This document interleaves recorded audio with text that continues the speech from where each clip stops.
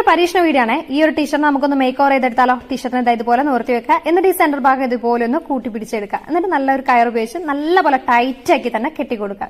Plastic കയറായാലും കുഴപ്പമൊന്നുമില്ല കേട്ടോ.